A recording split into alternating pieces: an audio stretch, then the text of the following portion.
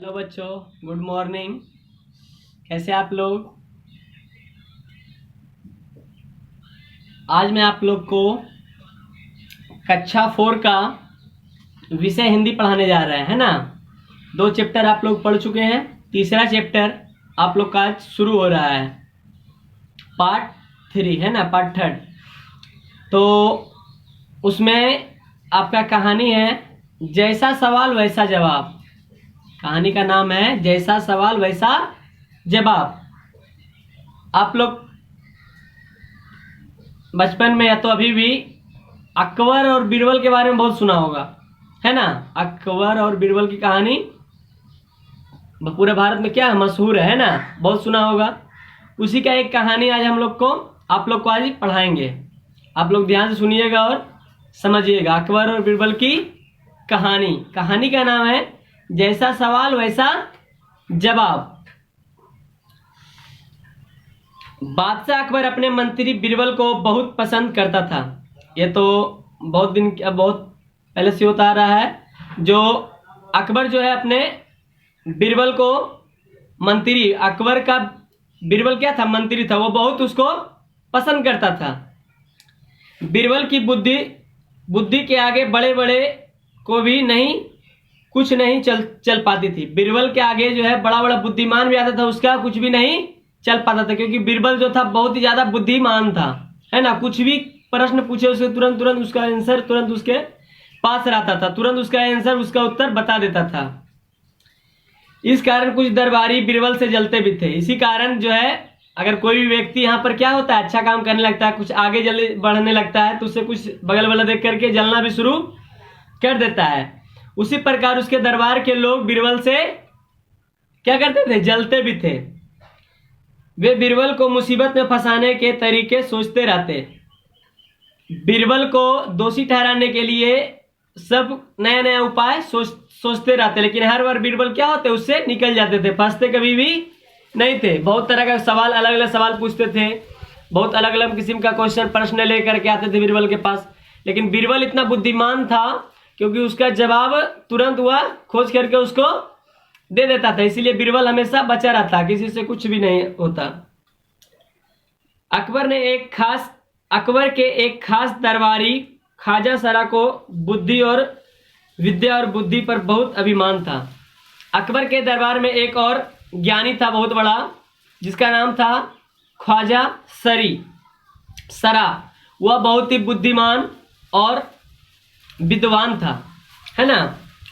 और उसके अपने ऊपर अभिमान था, मतलब घमंड था। क्या था, अभिमान था, है ना। बीरबल को तो वे अपने सामने नीरा बालक और मूर्ख समझता था।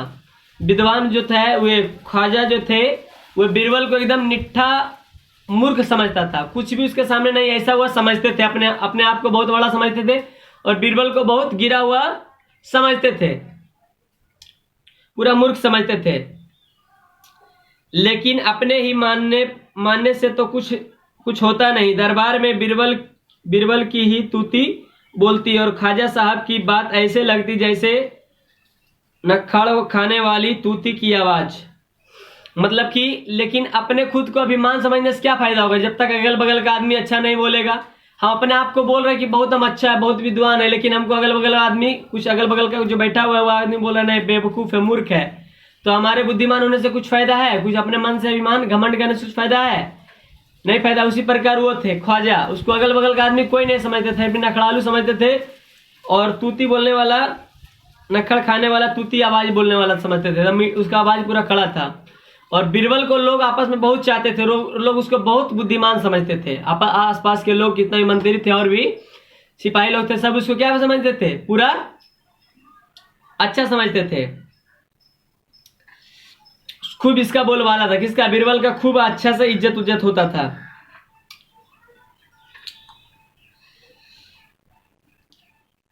ख्वाजा साहब की चलती तो वे बीरबल को हिंदुस्तान से निकलवा देने के लिए, लेकिन निकलवाते कैसे? अगर ख्वाजा साहब की वहां पर चलती, अगर ख्वाजा साहब वहां के राजा होते या तो और कुछ होते, तो कब का ने बीरबल को वहां से निकलवा देते, क्योंकि कोई भी बुद्धिमान के सामने उससे आगे वाला अगर और कोई आगे बढ़ते जाता है, उसको जलन होने लगता है कि अब यहाँ पर नहीं रहे, इसको जल्दी इसको साइड कर देना चाहिए।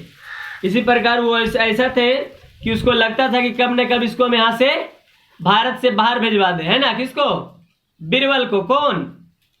ख्वाजा सरा चाहते थे बीरबल को यहाँ से भगा दे, लेकिन वो तो राजा थे नहीं, उसके हाथ में कुछ भी नहीं था, इसीलिए वह कुछ भी नहीं कर पाते थे। अब एक दिन की बात है, अब आगे चलते हैं।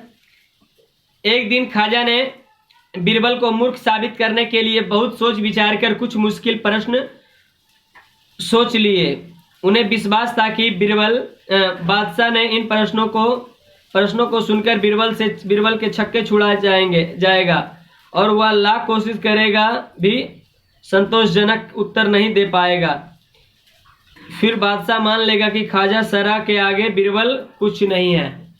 अब जो ख्वाजा सरा थे दिन रात मेहनत करके वह बीरबल को मूर्ख साबित करने में लग गया, कुछ ना कुछ उपाय ढूंढने में लग गया। तो दिन रात मेहनत करके वो 3 प्रश्न तैयार किए कि जाएंगे इसके पास, अकबर के पास, है ना, बादशाह अकबर के पास जाएंगे, प्रश्न को पूछेंगे और फिर वो बीरबल को बुलाएंगे, बीरबल से पूछा जाएगा। लेकिन बीरबल को कितना भी वो कोशिश कर ले, 1000 बार कोशिश कर ले, लाख बार कोशिश कर ले, लेकिन इसका उत्तर सही नहीं दे पाएगा, वह संतोषजनक कभी नहीं हो पाएगा।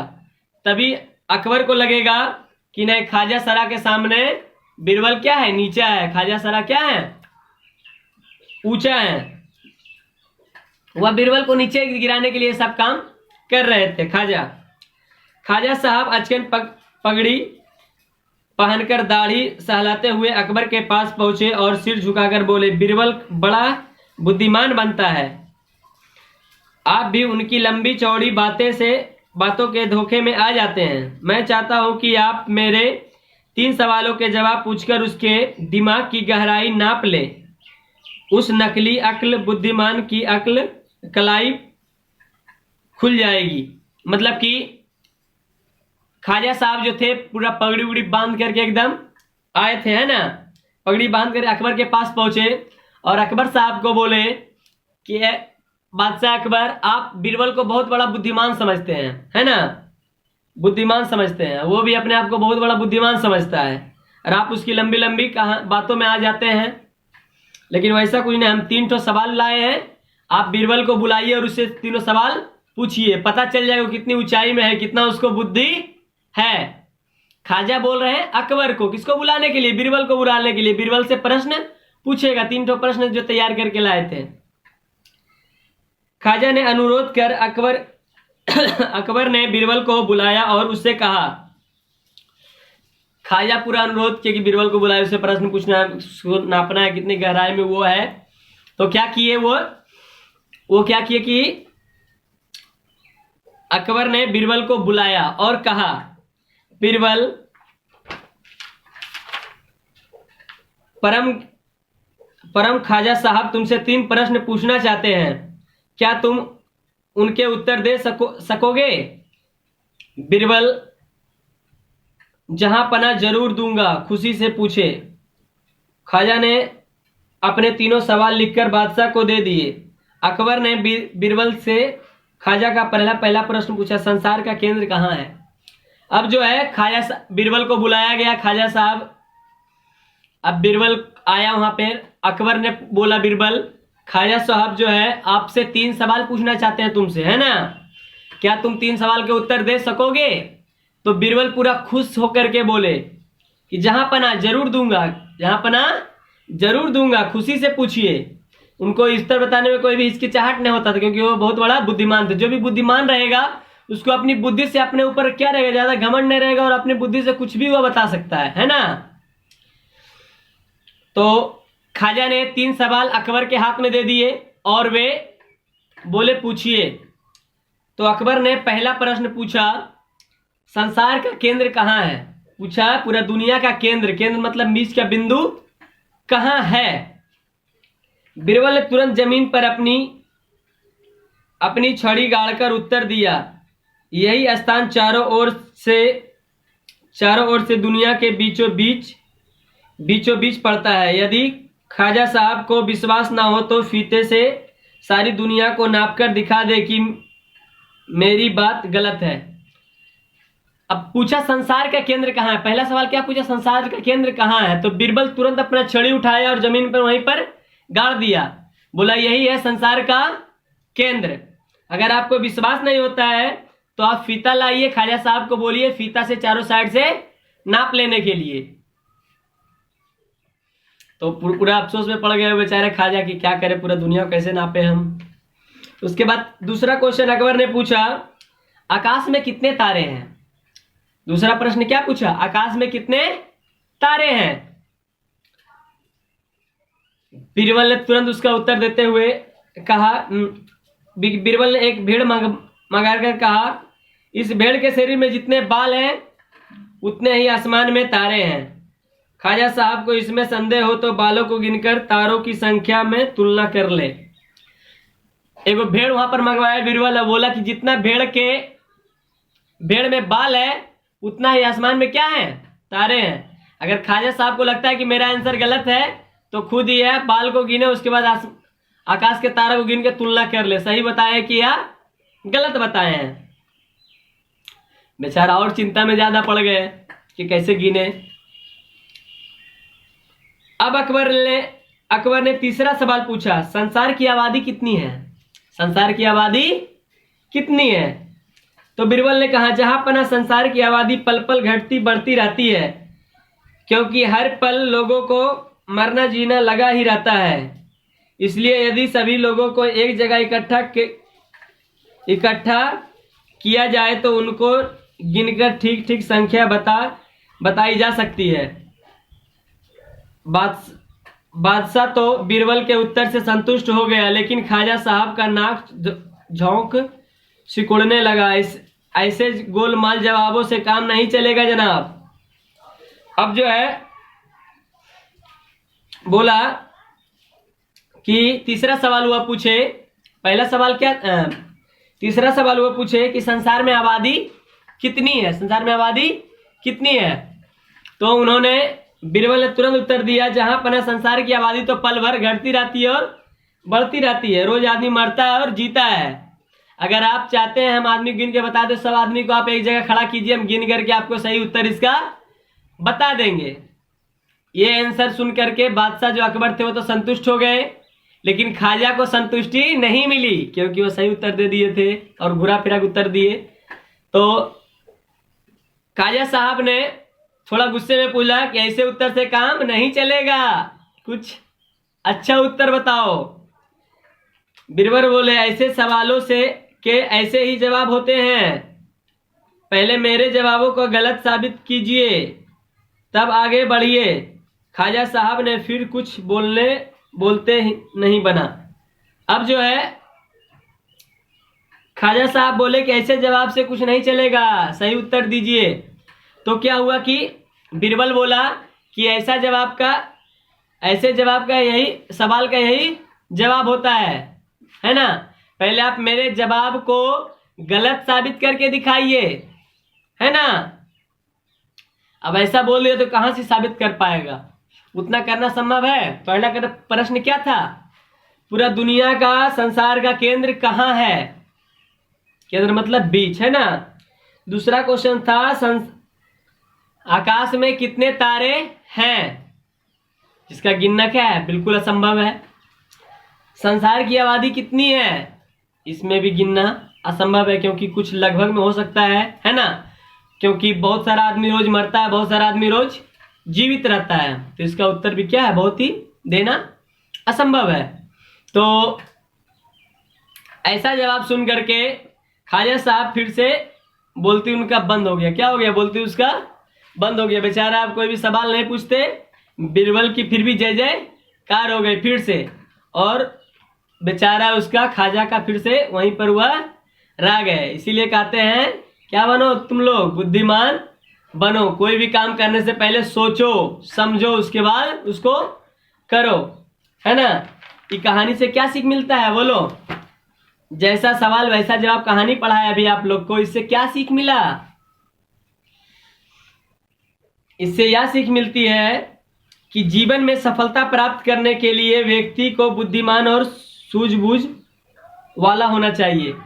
व्यक्ति को अगर अच्छा जीवन चाहिए, अच्छा जिंदगी चाहिए, तो उसको समझदार, सफलता, जीवन में सफलता अगर प्राप्त करना है उसको, तो समझदार और कोई भी काम करने से पहले सूझबूझ कर लेनी चाहिए। आदमी को हमेशा बुद्धिमान होना चाहिए, क्योंकि बीरबल अपनी सूझबूझ के कारण प्रसिद्ध था, है ना, क्योंकि वह सोच समझ के कोई भी प्रश्न का उत्तर देते थे, इसलिए वह अकबर का प्रिय भी था। अकबर का एकदम चहिता मंत्री भी कौन था? बीरबल। आप लोगों ने बीरबल का और भी बहुत सारे कहानियां सुना होगा, क्योंकि बीरबल और अकबर की कहानी में हमें यही शिक्षा मिलती है कि हम लोग को हमेशा सोच समझ करके उत्तर किसी का देना चाहिए और आदमी को हमेशा बुद्धिमान होना चाहिए, है ना। तो इसीलिए अकबर जो थे पूरा हजारी जवाबी में प्रसिद्ध थे। अकबर के यहाँ जवाब देने में सबसे ज्यादा हुआ है, उनका नाम आता था। कोई भी प्रश्न अकबर के पास आता था, तुरंत वह बीरबल को भेजते थे, बीरबल को बुला करके उससे पूछते थे, है ना। तो कैसा लगा आप लोग को कहानी? आशा करते हैं कि बहुत ही अच्छा लगा होगा अकबर और बीरबल की कहानी। तो इसका आप लोग बढ़िया से एक बार पढ़ लीजिएगा कहानी को, है ना। उसके बाद इसमें जो प्रश्न आपका है उसका उत्तर बना करके भेजना है। पहला प्रश्न है सही पर सही के चैन लगाने वाला। बादशाह अकबर किसे बहुत अधिक पसंद करते थे? बताइए। ख्वाजा सरा को या बीरबल को या तानसेन को? तो किसे पसंद करते थे? बादशाह अकबर। अभी बताएं, पीछे हम अकबर को पसंद करते थे सबसे ज्यादा। किसको पसंद? बीरबल को, है ना। अकबर जो है सबसे ज्यादा बीरबल को पसंद करते थे। दूसरा क्वेश्चन है ख्वाजा को किस बात पर अभिमान था? ख्वाजा को अपनी बुद्धियां और विद्याएं पर क्या था? अभिमान था। अभिमान मतलब घमंड था, है ना। उसी तरह अगला क्वेश्चन है, बना के आपको लोग को भेजना है। रिक्त स्थानों को है ख में, इसको भी बना करके आपको भेजना है। सही कथन, सत्य पर सही और असत्य पर, मतलब कि गलत पर असत्य का चिन्ह लगा करके आपको सर के पास भेजना है। इसमें क ख ग घ ड़ तक बना करके दिखाना है। जहां पर नहीं समझ में आएगा वहां पर आप लोग को फिर से बताया जाएगा, ठीक ना। अब इसमें पहला क्वेश्चन आपको लिखित आ रहा है कि ख्वाजा साहब क्या चाहते थे? तो लिखना है ख्वाजा साहब चाहते थे कि बीरबल मेरा प्रश्न का उत्तर नहीं बता पाए, उसको अकबर उसको उससे ज्यादा हमी को चाहने लगे, यही चाहते थे ना। लेकिन ऐसा कुछ भी नहीं होता है। होता है? हुआ है? नहीं हुआ। क्योंकि जो भी बुद्धि से काम करेगा, मेहनत से काम करेगा, सच्चाई के साथ काम करेगा, उसी का हमेशा जय जयकार होगा। जो इसी तरह इधर उधर समय पार कर देगा, बढ़िया से कोई भी काम सोच विचार कर नहीं करेगा, उसको कहीं भी इज्जत मिलने वाला नहीं है।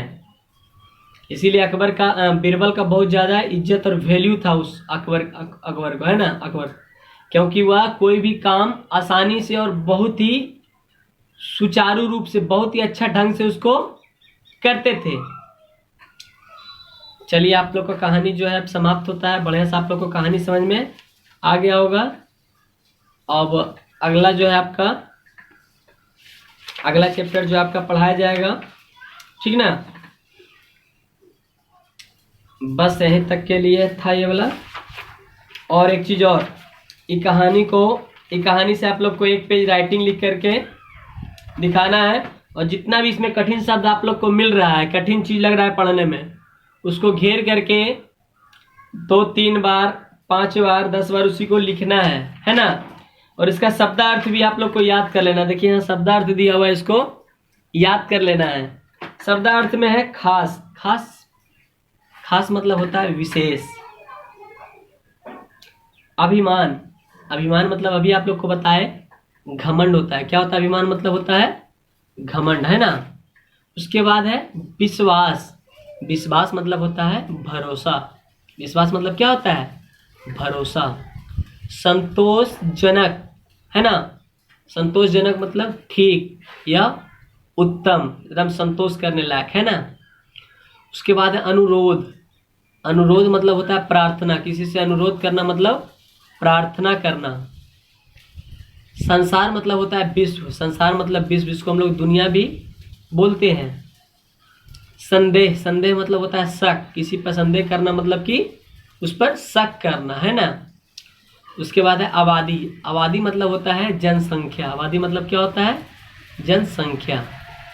ठीक है, आप लोग का कहानी जो है समाप्त होता है। बढ़िया से आप लोग कहानी को पढ़िएगा और समझिएगा और कठिन शब्द लिखिएगा और जो क्वेश्चन आंसर है उसको बना करके भेजिएगा। चलिए, थैंक यू बच्चों, फिर मिलते हैं नेक्स्ट वीडियो में, तब तक के लिए बाय।